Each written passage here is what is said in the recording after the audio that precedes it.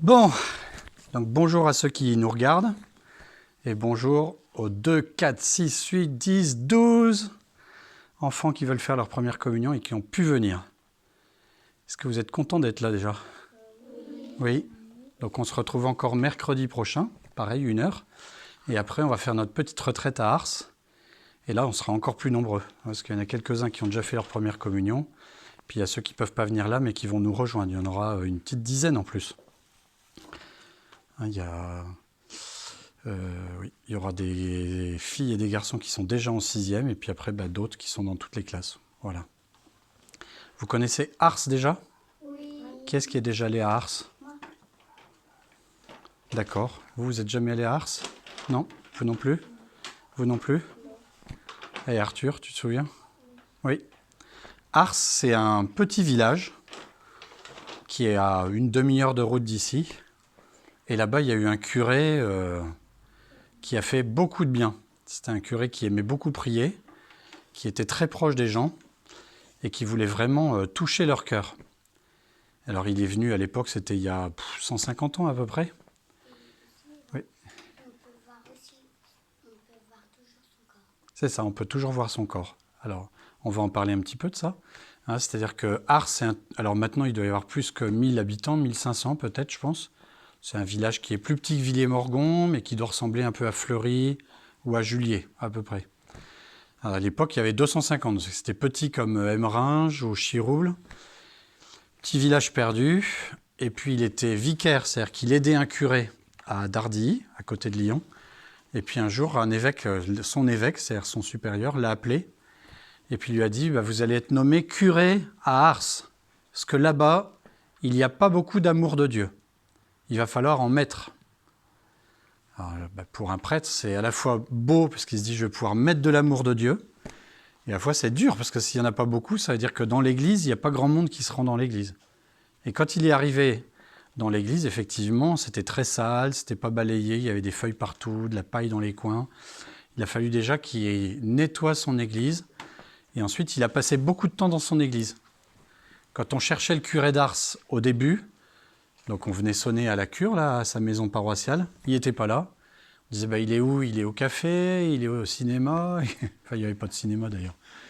Il est au champ, il est chez les gens, il dort. Non, il est dans l'église. Il habite dans l'église, on disait. Il était tellement souvent dans l'église qu'on allait dans l'église, on était sûr de le trouver. Et qu'est-ce qu'il faisait? Alors, il nettoyait l'église, mais ça dure un petit moment, puis après c'est propre. Oui, Joël? Il priait. Il était à genoux, à l'intérieur du cœur, il regardait le tabernacle, et puis il n'arrêtait pas de dire à Dieu, je vous aime, je vous aime, je vous aime. Il y a un beau chant qui s'appelle « Je vous aime, ô mon Dieu, et mon seul désir est de vous aimer ». Vous savez, quand on aime ses parents, ou quand on a un très bon ami, on peut passer toute sa vie avec lui ou avec elle, parce que c'est son ami, quoi. Eh bien, pour lui, Jésus était son ami. Alors, ce qui est très beau, le curé d'Ars, c'est quand il est venu avec sa charrette, avec un meuble, son lit, un matelas, 2-3 bricoles, parce qu'il n'y avait pas de grand déménagement à faire. Il est arrivé à Ars dans le brouillard, il ne savait plus très bien où il était. Puis il est tombé sur un garçon qui s'appelait Antoine Givre. Et puis il a dit à Antoine, est-ce que tu peux me dire où est Ars? Parce que je suis perdu là. Et Antoine lui a dit, mais vous descendez un peu, et puis vous allez voir, le village il est en bas là, 500 mètres. Et le curé d'Ars, il l'a pris par l'épaule, il a dit, tu m'as montré le chemin d'Ars, moi je vais te montrer le chemin de Dieu, du ciel, puisque c'est au ciel qu'on pourra voir Dieu. Là on peut vivre avec Dieu, on peut comprendre qui est Dieu, l'aimer, mais au ciel on va le voir, alors qu'ici on ne peut pas le voir, c'est ce qui est compliqué d'ailleurs. Et donc on ira à Ars parce que le curé d'Ars, il a beaucoup touché les cœurs des gens. Au bout d'un moment, son église était pleine et il confessait du matin jusqu'au soir. Il arrivait à 4 heures du matin dans son église. Il y avait déjà des gens qui attendaient pour se confesser. Et puis il sortait à 10 heures du soir. Il avait confessé toute la journée, tout le temps. Parce que les gens avaient compris que pour aller au ciel, il faut commencer par aimer Dieu, bien sûr, mais il faut aussi demander pardon de ses péchés, que le prêtre nous pardonne nos péchés au nom de Dieu. Qui est-ce qui s'est toujours pas confessé ici? Qui s'est jamais confessé? Joël? Christy aussi, tu t'es jamais confessé? Tu sais ce que ça veut dire? Non? Oui. Toi, tu t'es déjà confessé, non? Oui. Nathanaël aussi? Qui s'est pas confessé encore? Gauthier, tu t'es déjà confessé? Jamais, d'accord. Sacha, tu t'es déjà confessé? Non. Donovan non plus? Si, peut-être? Si. Marie, oui. Jade, oui. Donc Joël et Christy, non. Hein, c'est pas grave, hein, je vais pas vous fouetter. Hein. Se confesser, c'est aller voir le prêtre, bien penser aux péchés qu'on a pu faire depuis la dernière confession, et puis dire au prêtre les péchés qu'on a faits. J'ai répondu à papa, j'ai désobéi à maman, j'ai tapé mon frère ou ma sœur, j'ai mangé trop de bonbons en douce, là. Hein, j'ai piqué les affaires des autres, enfin j'en sais rien, moi il y a plein de péchés. Hein. Tout ce qu'on a fait, on les dit au prêtre, et le prêtre, au nom de Jésus, il les pardonne. Et après, est-ce qu'il a le droit de les répéter à quelqu'un? Non. Même le pape François, il m'appelle, il dit Père Timothée, c'était quoi les péchés de Marie, là? Est-ce que je peux lui répondre? Non. Est-ce que j'ai le droit même de prendre Marie après, puis de dire ce péché-là que tu as fait, c'est quand même pas terrible, hein? J'ai le droit ou pas? Non. Est-ce que je cherche à les oublier? Oui. Une fois que j'ai donné l'absolution, eh bien, je cherche à les oublier. Je sais plus. Je sais même plus qui s'est confessé ou pas confessé. Je me doute un peu, mais voilà. Ça va? Donc là, on va réviser un tout petit peu ce qu'on avait fait avant les vacances. Hein. En voyant les images, je pense que vous allez comprendre ce que je veux dire. Qu'est-ce qu'on voit sur ça? Alors, je le mets là pour que ceux qui vont regarder puissent le voir. Voilà. Qu'est-ce qu'on voit ici? Vous voyez bien ou pas? Oui. Non, vous voyez bien? Oui. Qu'est-ce qu'on voit ici? Adam et Ève. C'est qui Adam et Ève, Jade?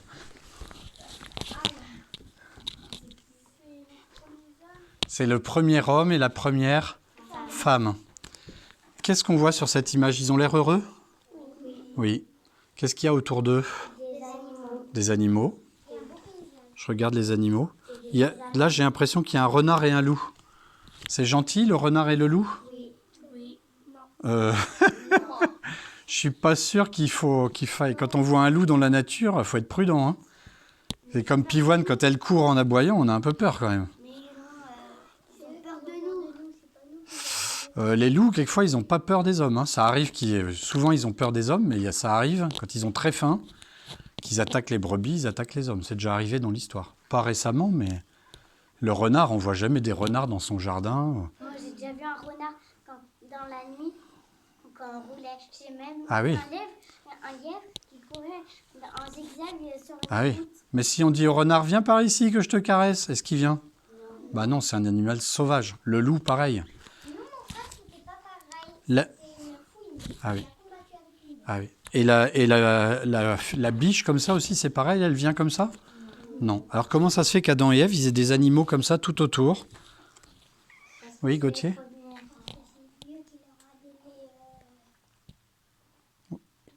Oui, c'est Dieu qui leur a donné. Et au début, tout était merveilleux. Il n'y avait pas d'orage, il faisait pas trop chaud, il faisait pas trop froid, il n'y avait pas de tremblement de terre. Et les animaux, ils étaient tous proches des hommes. Toujours gentils. Ils mordaient pas, ils se sauvaient pas. Tout était bon. Hein, le bon Dieu... Voilà, au départ, le Seigneur, il nous a créés pour être dans le bonheur. Est-ce que vos parents, quand ils vous ont fait naître, est-ce que c'est pour vous mettre dans le bonheur? Est-ce que vous pensez que vos parents cherchent votre bonheur? Bah oui. Hein. Dès qu'il y a quelqu'un de méchant, bah, ils vous retirent des gens méchants, ou ils cherchent à régler le problème, ils vous donnent de la nourriture, une chambre, des vacances, de l'affection, ils cherchent à vous consoler quand vous êtes malheureux. Parce que c'est inscrit dans notre cœur, ça, on est appelé au bonheur. Hein. Voyez? Et du coup, ici, on voit encore Adam et Ève. C'est un dessin. Hein. Et qu'est-ce qu'on voit sur ce dessin par rapport au précédent? On voit Adam et Ève. Ils sont en train de parler avec Dieu. Est-ce que Dieu leur répond là? Alors Dieu, il est dessiné. Est-ce qu'on peut le voir, Dieu? Non, c'est un pur esprit. Il n'y a pas de corps. On ne peut pas le voir. Il est dans notre cœur, il est autour de nous, il est partout. Je peux parler avec lui, mais souvent, j'entends pas de réponse quand même. Non? Jade, tu as déjà entendu une réponse de Dieu le soir quand tu pries? Tu dis Seigneur, je t'aime, et puis d'un seul coup, tu entends ah, oui, oui, moi aussi. Ben non. Parce que Dieu, il est silencieux. Comment est-ce que je sais que du coup Dieu est dans mon cœur s'il est silencieux? Comment je sais que quand je lui parle, il m'entend? Oui, mais du coup, je sens rien. Oui, Gauthier? Il est partout.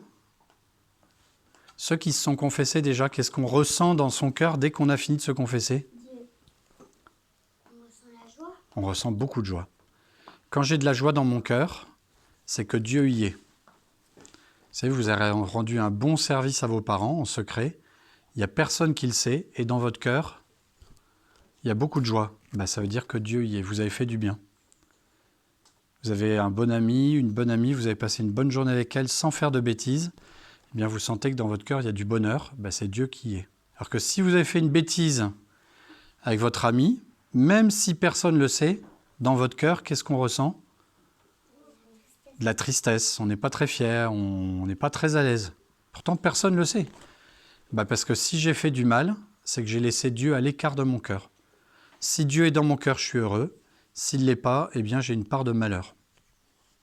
Oui. Donc Adam et Ève, ici, eh bien, eux, ils pouvaient vraiment parler avec Dieu. Ils disaient « je vous aime », et puis lui aussi disait aussi « je vous aime », puis ils racontaient leur vie, et Dieu racontait ce qu'il voulait faire avec eux. Hein. Ils étaient parfaitement heureux. Hein. Et puis un jour, malheureusement, je retrouve la bonne image. Il y a Adam et Ève qui, justement, jouent un peu du flutio, ils se baladent dans le jardin, et ils sont au pied d'un arbre où Dieu avait dit, cet arbre, je vais le montrer à la vidéo, puis je vais passer plus proche de vous, cet arbre, il produit des fruits, et ces fruits, il ne faut pas les manger. Vous avez le droit à tout faire. On dirait que c'est des pommes. Oui, mais en fait, ce n'est pas vraiment des pommes. On appelle ça l'arbre de la connaissance du bien et du mal.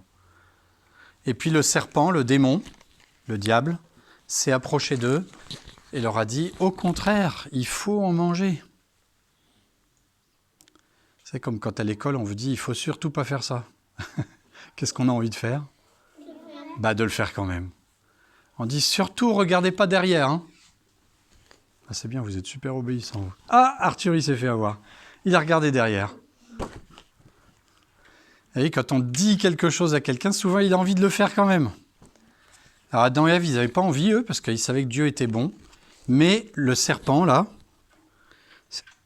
à l'intérieur, s'est mis le démon, c'est-à-dire un ange qui déteste Dieu, et qui les a trompés, il leur a menti. Il leur a dit, au contraire, mangez de ce fruit, et puis vous serez comme Dieu.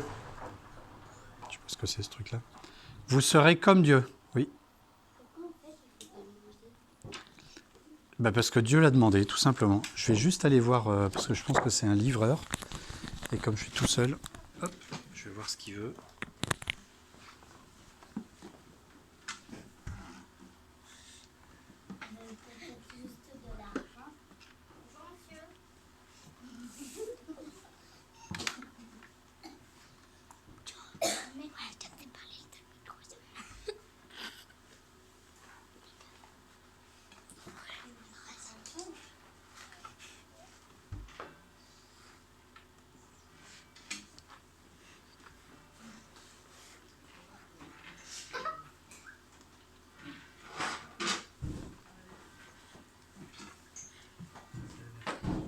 Il a quoi dedans?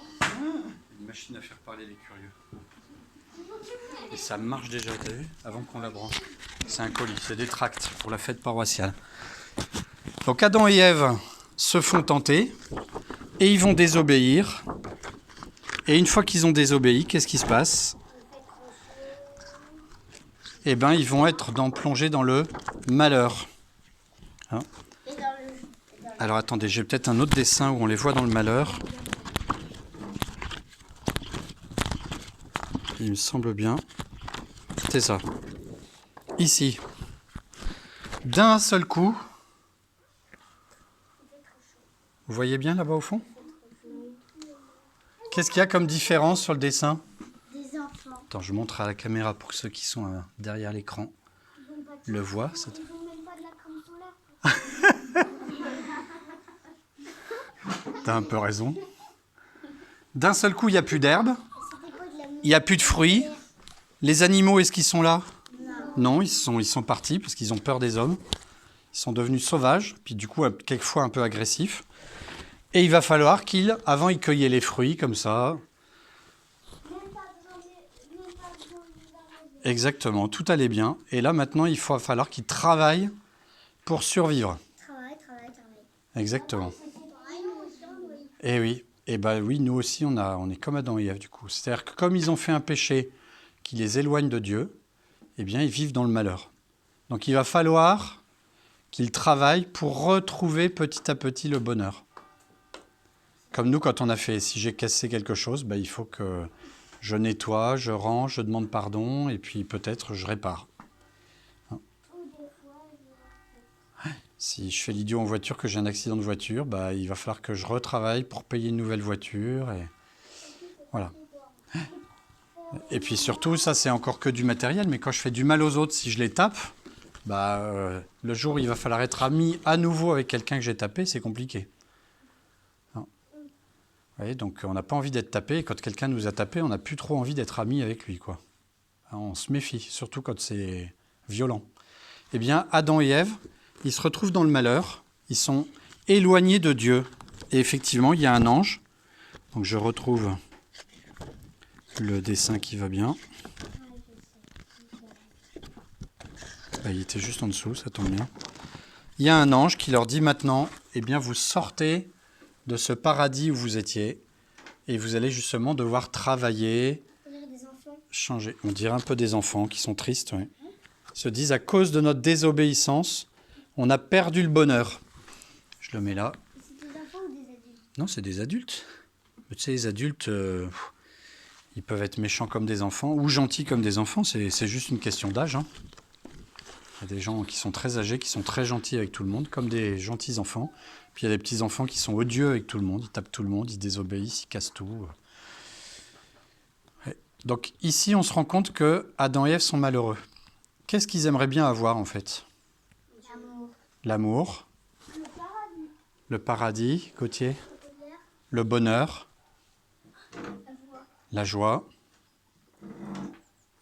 Qu'est-ce qu'ils attendent de Dieu pour avoir le bonheur, la joie, le paradis? Qu'est-ce qu'il faut faire quand on a fait du mal à quelqu'un? Qu'est-ce qu'on attend? On se pardonne.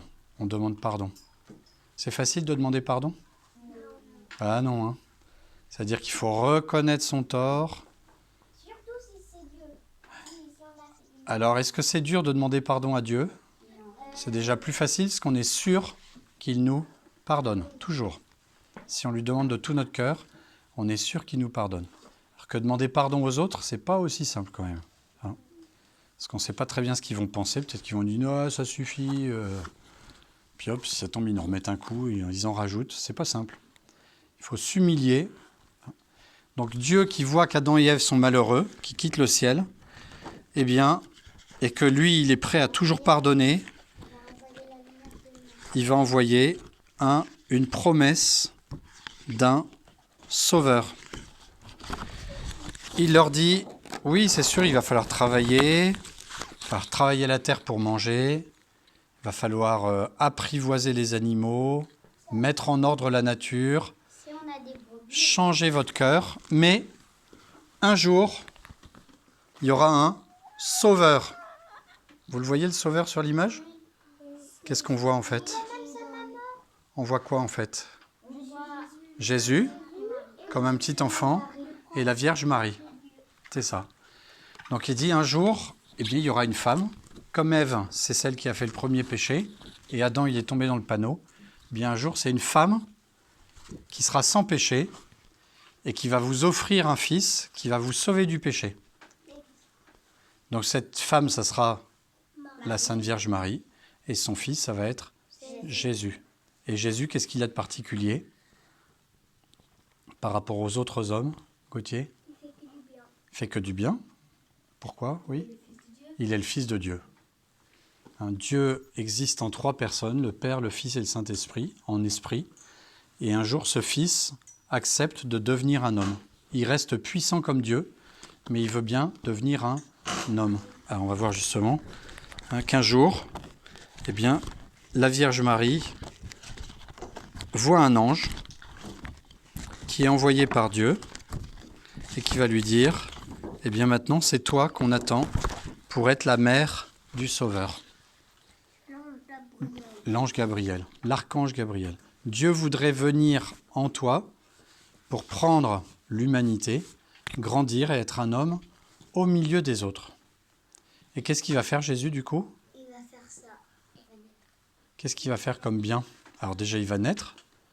Il va pas faire du mal. Ouais. Il va se laisser faire mourir. C'est ça. Au début il y a Hérode qui veut le tuer, il y a des gens qui veulent pas le voir. Eh bien il se laisse faire. Il est sans défense.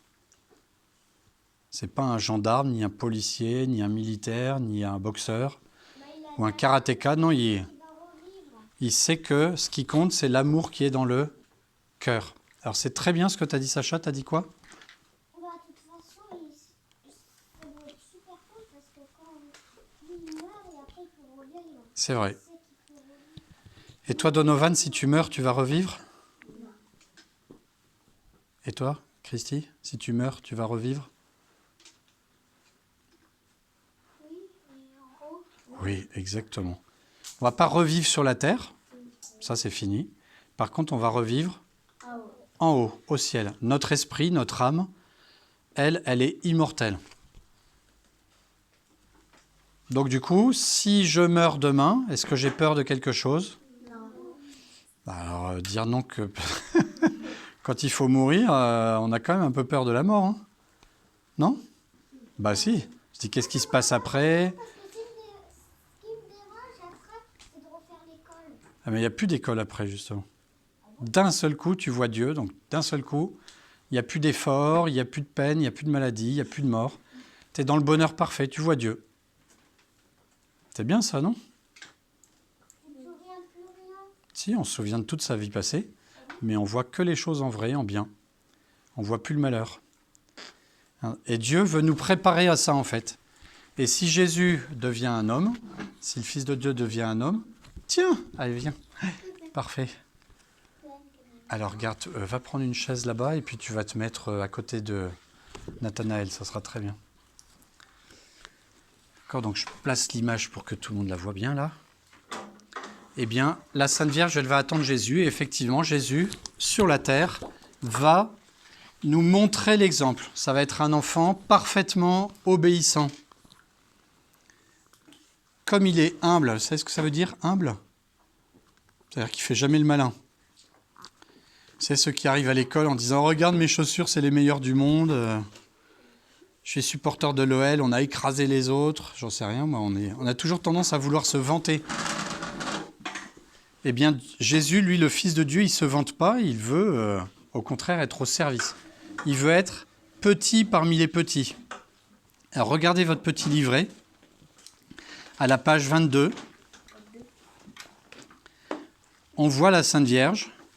On va décrire un petit peu le dessin que vous voyez. Je le montre ici, le dessin. Voilà. Qu'est-ce qu'on voit comme dessin, là? Page 22. 2, 2. Vous êtes beau chocolat. Oui. Page 22. Qu'est-ce qu'on voit en bas à droite de la page? Gauthier? On voit que Marie est des démons. C'est ça. On voit que la Sainte Vierge, elle a les bras écartés. Quelle est la différence entre les bras écartés et les bras joints? Un peu écarté. Un peu écartés. Comme ça. Non. Quand est-ce que vous mettez les bras écartés, vous? Comme ça, là? Comme ça, là. Alors, quand on prie, c'est vrai. Le prêtre, quand il prie, il met les bras écartés, comme ça. À la maison, on fait comme ça, pas comme ça. Oui. Quelquefois, on fait comme ça aussi, avec les mains jointes. Quand vous retrouvez un... Je sais pas, vous êtes parti en vacances je sais pas où, et puis au bout de 15 jours, vous retrouvez votre maman ou votre papa. On lui fait un câlin, et pour lui faire un câlin, on écarte les bras et ensuite on les serre sur l'autre. On fait ça qu'avec ses parents ou ses très bons amis. On ne fait pas ça avec n'importe qui. Eh bien, la Sainte Vierge, comme elle est notre mère, elle veut nous accueillir, donc elle a les bras écartés. Regardez ce qu'elle a autour de la tête. Qu'est-ce qu'elle a autour de la tête, Arthur? Elle a un voile, c'est vrai, parce que les femmes à l'époque avaient un voile. Elle a une couronne d'étoiles. Il va jusqu'au cou. Vous avez déjà vu un ciel étoilé l'été? Non? Au mois de juillet, août, là, à 10 heures du soir, enfin peut-être même minuit, parce que... Et vous regardez le ciel sans nuages, il y a des milliers d'étoiles. C'est tout noir et il y a plein de petites étoiles qui brillent de partout. Moi, un jour, j'ai vu super bien la grande ours. En tout cas. Oui, après il y a les constellations. C'est-à-dire on met les étoiles en ordre et on dit là, il y a un ours, il y a une grande ours, il y a Cassiopée, il y a... Enfin, j'en sais rien, moi. Hier soir, En tout cas, ces étoiles, c'est pour montrer que la Sainte Vierge, est-ce qu'elle a un pouvoir sur tout l'univers, toutes les étoiles? Oui. Vous savez, quand on dit une star, je ne sais pas moi, qui est une star aujourd'hui, Antoine Griezmann, c'est encore une star du football, oui, on peut le dire. Non? Vous ne connaissez rien au football? Qui est-ce qui est une star aujourd'hui? Quelle est la grande chanteuse que tu aimes bien, Marie? Aucune. Un grand chanteur. Un grand sportif. Non plus. Personne. moi, j'ai un grand Et toi, Jade? Bah, moi, j'aime bien deux actrices, Oui? Madeleine Page et Millie Bobby Brown. Mhm. On appelle ça des stars. Parce qu'elles brillent. C'est-à-dire quand elles font un bon film, il y a des milliers de personnes qui l'admirent. C'est ça, hein? Alors moi, à l'époque, c'était Michael Jackson. Quand il dansait, là, tout le monde il criait dans les salles. Tout le monde achetait le disque. Ça vous dit quelque chose, Michael Jackson? Oui. Ah, ça s'écoute encore, ça, de temps en temps. Un Zidane, quand Zinedine Zidane avait marqué des buts. Ah, le champion du monde. C'était une star. Eh bien, la Sainte Vierge, est-ce que c'est une star? Oui, parce que tout le monde peut l'aimer. Mais est-ce qu'elle veut chercher à écraser les autres? Non. Elle veut être serviable. Elle veut être douce avec tout le monde. Hein, si on a une star qui écrase les autres, qui fait l'orgueilleux, le méchant, on n'a pas trop envie de l'aimer. Quand c'est une star qui est très gentille, ben on a envie de l'aimer. Moi, je connais pas quelqu'un sportif qui s'appelle Griezmann, je fais du foot, je sais pas. C'est ça, Griezmann, exactement. Il est dans l'équipe de France. Ou Kylian Mbappé, champion du monde. Et regardez sous les pieds de la Sainte Vierge, qu'est-ce qu'on voit? On voit deux choses. Oui, Jade? Il y a un serpent. Et en dessous du serpent, on le voit juste une partie en fait. Ah, vous ne l'avez pas tous, oui. On voit une espèce de courbe qui symbolise la terre. Hein, non? Ah non, vous ne l'avez pas tous, ça. Tiens, ça a été modifié. Dommage. Alors le serpent, c'est pour dire justement, la Sainte Vierge, elle écrase le mal. Vous vous souvenez de ce serpent qui a dit à Ève de manger du fruit défendu? Eh bien, la Sainte Vierge, là, c'est elle qui gagne. Elle écrase le serpent. Ça, vous devez le voir, ça. Ah oui, je l'ai. Voilà. Et en dessous, on voit une courbe qui symbolise le monde. C'est-à-dire le diable qui est au milieu de la terre, qui cherche à faire le mal. Eh bien, elle vient le détruire. Hein, quand on prie la Sainte Vierge Marie, on est sûr de détruire le mal. Puis regardez de ses mains, il y a des choses qui sortent, on a l'impression. Ah bah non, c'est incroyable. On n'a pas le même dessin. Toi, tu l'as, oui. Là, sur le dessin, comme le mien, on voit qu'il y a des rayons qui sortent de ses doigts. Et en fait, ces rayons, c'est pour dire tout le bien qu'elle fait sur les personnes. Hein? Tu vois? En bas à droite, là? Voilà. Ah oui, c'est bizarre. Alors, regardez maintenant la page 23. Qu'est-ce qu'on voit? La Sainte Trinité. On voit la Sainte Trinité, c'est-à-dire dans le cercle, là, on voit 3 anges les uns à côté des autres. À côté, on voit une fille qui est à genoux, c'est qui? Marie. La Sainte Vierge Marie. En face d'elle, on voit quoi en bas? Jésus. Un petit enfant dans une crèche. Et tout en haut, au-dessus de sa tête, le Saint-Esprit. Quand il y a une colombe comme ça qui vient du ciel, c'est comme le Saint-Esprit. Donc en fait, Dieu, Père, Fils et Saint-Esprit s'adresse à la Sainte Vierge Marie, qui reçoit le Saint-Esprit. Elle accepte d'être la mère de Jésus et elle va mettre au monde ce petit enfant qui est le Fils de Dieu. Ça va? Et Jésus va nous sauver. Il va nous sauver de quoi? Du mal. Donc pendant sa vie, on va voir que Jésus, quand il va voir un aveugle, il va lui toucher les yeux pour qu'il puisse voir à nouveau. S'il y a quelqu'un qui est paralysé, il va le toucher et il va lui permettre de marcher à nouveau. Il y a quelqu'un qui est sourd, il va lui toucher l'oreille et lui il va entendre à nouveau. Pas tout le temps, ça marche pas tout le temps. Bah, Jésus, quand il le fait, ça marche à chaque coup. Oui, mais quand il existait, mais... Ah oui, aujourd'hui c'est plus compliqué. Hein. Et puis quand quelqu'un était lépreux, c'est-à-dire qu'il avait la chair qui était en train de se décomposer, eh bien il le touchait, il était d'un seul coup purifié. Alors Jésus aujourd'hui, il ne fait pas toujours ces miracles-là, il en fait quand même. Hein. Ça on en parlera quand vous serez à l'aumônerie en 6e, 5e, on en parlera. À Lourdes, tout ça, il y a des vrais miracles. Des gens qui étaient paralysés, puis d'un seul coup, bah, ils marchent, quoi. Ça existe. Hein. Ou des gens qui ils allaient avoir une grave maladie qui allait les faire mourir. Ils prient, et d'un seul coup, ils sont guéris. Ils ne savent pas très bien pourquoi. Ils savent que c'est Dieu qui l'a fait. Par contre, ce que Jésus veut toujours guérir, c'est notre cœur. Parce que le jour où on va mourir, il y a forcément un jour où je vais mourir, eh bien, ce qui compte, c'est surtout d'aller au ciel. Peu importe que j'ai une main paralysée, que je sois petit, que je sois gros, que je sois une fille, un homme, ça peu importe, tout ça, ça disparaîtra. Ce qui restera, c'est notre âme. Et notre âme, si on a suivi Jésus, elle verra Dieu. Si elle l'a refusé, ben elle ne verra pas Dieu. En tout cas, Dieu il fait toujours un miracle parce qu'à la messe, on le fait. Oui. Alors, ce qu'on va faire là sur le livret, pour les 7 dernières minutes, avant qu'on dise la prière de fin, c'est que justement, à la page 22-23 et puis 24-25, eh bien, on peut colorier déjà les dessins qui sont là. Ça va ? Ah, donc, on peut déjà colorier la Sainte Vierge Marie, là, couronnée d'étoiles. On peut colorier Jésus, la Sainte Vierge, le Saint-Esprit, la Sainte Trinité. Et puis, de l'autre côté, on en parlera un tout petit peu à la prière de la fin. On peut colorier ces deux enfants qui sont au pied de Jésus, qui continuent à nous parler. Hein ? Alors, tac, regarde. Voilà, c'est ici, tu vois. Il faut que tu finisses de colorier ça, ça, et puis ici. Ça va ? Oui. Alors, moi, je crois qu'on en a ici des feutres et tout ça. Je vais regarder. Hein ? Je vais juste éteindre ça. Hop.